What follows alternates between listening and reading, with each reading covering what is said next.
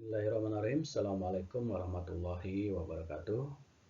Anak-anakku sekalian, alhamdulillah pada kesempatan kali ini kita bisa bertemu kembali dalam pembelajaran PPKN kelas 12 semester genap unit kegiatan belajar mandiri 4 atau UKBM 4. Mudah-mudahan kita semuanya dalam keadaan sehat walafiat. Amin ya rabbal alamin. Adapun materi yang akan Bapak sampaikan pada kali ini yaitu materi tentang persatuan dan kesatuan bangsa pada masa Republik Indonesia Serikat yang berlangsung dari tanggal 27 Desember 1949 sampai dengan 17 Agustus 1950. Silakan kalian simak sampai dengan selesai. Kita mulai dari bentuk pemerintahan yang berlaku pada periode Republik Indonesia Serikat ini adalah berbentuk republik. Ciri republik ditetapkan ketika berlangsungnya pemilihan Insinyur Soekarno sebagai Presiden Republik Indonesia Serikat atau Presiden DRIS dan Muhammad Hatta sebagai Perdana Menterinya. Sistem pemerintahan yang dianut pada periode ini pula adalah sistem pemerintahan parlementer, kabinet semu atau kuasi parlementer dengan karakteristik atau ciri-cirinya diantaranya: pertama, pengangkatan Perdana Menteri dilakukan oleh Presiden bukan oleh Parlemen sebagaimana lazimnya. Yang kedua, kekuasaan Perdana Menteri masih dicampur tangani oleh Presiden. Pembentukan kabinet dilakukan oleh Presiden bukan oleh Parlemen. Itu yang ketiga. Kemudian yang keempat, pertanggungjawaban kabinet adalah kepada Dewan Perwakilan Rakyat, namun harus melalui keputusan pemerintah.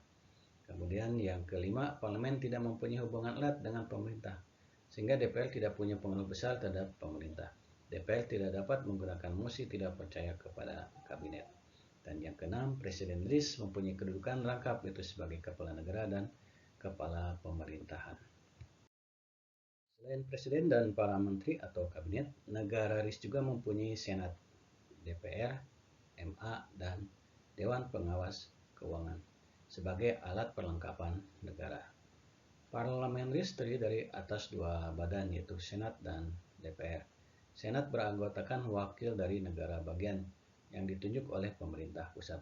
Setiap negara bagian diwakili oleh 2 orang.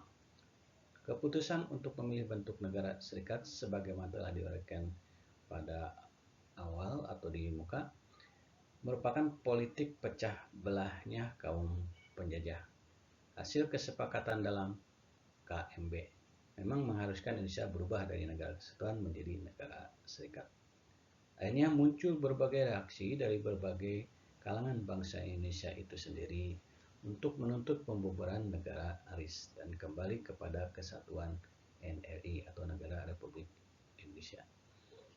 Maka pada tanggal 8 Maret 1950, pemerintah federal mengeluarkan Undang-Undang Darurat Nomor 11 Tahun 1950 yang isinya mengatur tata cara perubahan susunan kenegaraan negara RIS.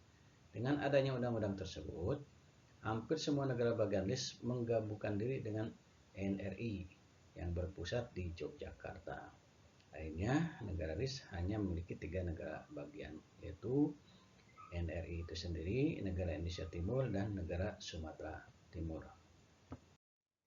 Kondisi itu mendorong RIS berunding dengan pemerintahan RI untuk membentuk negara kesatuan. Pada tanggal 19 Mei 1950, dicapailah kesepakatan yang dituangkan dalam Piagam Perjanjian. Disebutkan pula dalam perjanjian tersebut bahwa NKRI menggunakan Undang-Undang Dasar baru yang merupakan gabungan dua konstitusi yang berlaku, yakni Konstitusi RIS dan juga Undang-Undang Dasar 1945 yang menghasilkan UU DS 1950. Pemerintah Indonesia bersatu ini dipimpin oleh Presiden Soekarno dan Wakil Presiden Muhammad Hatta, sebagaimana diangkat sebagai Presiden dan Wakil Presiden pertama setelah proklamasi kemerdekaan Republik Indonesia pada tanggal 17 Agustus 1950. Konstitusi RIS diganti dengan Undang-Undang Dasar sementara tahun 1950. Sejak saat itulah pemerintah menjalankan pemerintahannya dengan menggunakan UU Teks atau Undang-Undang Dasar sementara tahun 1950. Pada masa Republik Indonesia Serikat juga terdapat gerakan-gerakan separatis yang terjadi di beberapa wilayah Indonesia. Di antaranya satu gerakan Angkatan Perang Ratu Adil atau APRA yang dipimpin oleh Kapten Raymond Westerling. Gerakan ini didasari oleh adanya kepercayaan rakyat akan datangnya seorang Ratu Adil yang akan membawa mereka ke suasana aman dan tentram, serta memerintah dengan adil dan bijaksana. Tujuan gerakan ini adalah untuk mempertahankan bentuk negara federal di Indonesia dan memiliki tentara tersendiri pada negara bagian RIS. Pada tanggal 23 Januari 1950, pasukan APRA menyerang kota Bandung serta melakukan pembantaian dan pembunuhan terhadap para anggota TNI. APRA tidak mau bergabung dengan Indonesia dan memilih tetap mempertahankan status quo karena jika bergabung dengan Indonesia, mereka akan kehilangan hak istimewanya. Pemberontakan ini juga didukung oleh Sultan Hamid II yang menjabat sebagai Menteri Negara pada Kabinet RIS. Tetapi akhirnya pemberontakan APRA berhasil ditumpas melalui operasi militer yang dilakukan oleh pasukan Siliwangi. Kedua adalah pemberontakan Andi Ajis di Makassar. Pemberontakan di bawah pimpinan Andi Ajis ini terjadi di Makassar diawali dengan adanya kekacauan di Sulawesi Selatan pada bulan April 1950. Kekacauan tersebut terjadi karena adanya demonstrasi dari kelompok masyarakat yang anti-federal. Mereka mendesak negara Indonesia Timur segera menggabungkan diri dengan RI. Di sisi lain terjadi demonstrasi dari golongan yang mendukung terbentuknya negara federal itu sendiri. Untuk mengatasi pemberontakan tersebut, pemerintah pada tanggal 8 April 1950 mengeluarkan perintah bahwa dalam waktu 4 kali 24 jam, Andi Ajis harus melaporkan diri ke Jakarta untuk mempertanggungjawabkan perbuatannya. Pasukan yang terlibat pemberontakan diperintahkan untuk menyerahkan diri dan semua tawanan dilepaskan. Pada saat yang sama, dikirim pasukan untuk melakukan operasi militer di Sulawesi Selatan yang dipimpin oleh A.E. Kawi Larang. Pada tanggal 15 April 1950, Andi Ajis berangkat ke Jakarta setelah didesak oleh Presiden NIT Sukawati. Tetapi Andi Ajis terlambat melapor sehingga ia dapat ditangkap dan diadili. Sedangkan pasukan yang dipimpin oleh Mayor H.V. Worang terus melakukan pendaratan di Sulawesi Selatan. Akhirnya pada tanggal 21 April 1950, pasukan ini berhasil menduduki Makassar tanpa perlawanan dari pasukan pemberontak. Yang ketiga adalah Gerakan Republik Maluku Selatan atau disingkat RMS. Pemberontakan ini dipimpin oleh Mr.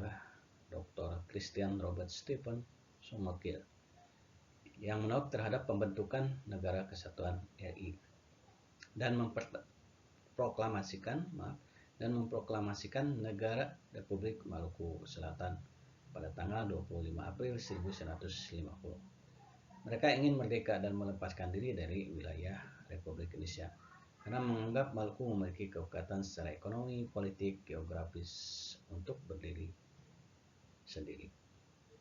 Penyebab utama munculnya gerakan Republik Maluku Selatan ini adalah masalah pemerataan jatah pembangunan daerah yang dirasakan sangat kecil, tidak sebanding dengan daerah di Jawa.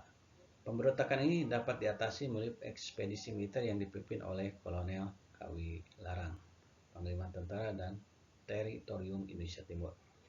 Melalui ekspedisi militer, beberapa wilayah penting dapat dikuasai seperti Maluku, Ambon, dan sekitarnya. Sehingga beberapa anggotanya banyak yang melarikan diri ke negeri Belanda. Jadi para anggota RMS ini setelah ada ekspedisi militer yang dipimpin oleh Kawi Larang, banyak di antara mereka yang melarikan diri ke negeri Belanda. Demikian tadi yang Bapak jelaskan atau sampaikan tentang materi persatuan dan kesatuan bangsa pada masa Republik Indonesia Serikat. Nah, berikutnya Bapak ingin menyampaikan tugas individu dengan pertanyaannya, perhatikan gambar suasana KMB di bawah ini. Berdasarkan gambar tersebut, coba kalian jelaskan latar belakang adanya KMB. dan sebutkan isi hasil perjanjian KMB tersebut. Kalian tulis sebelumnya pertanyaannya di buku tugas, kemudian dijawab dan dikirim ke grup tugas. Sekian dan terima kasih, semoga bermanfaat bagi kita semua. Mohon maaf apabila dalam menyampaikan materi tadi masih ada yang kurang jelas. Akhir kata dari Bapak, wabillahi taufiq wal hidayah. Wassalamualaikum warahmatullahi wabarakatuh.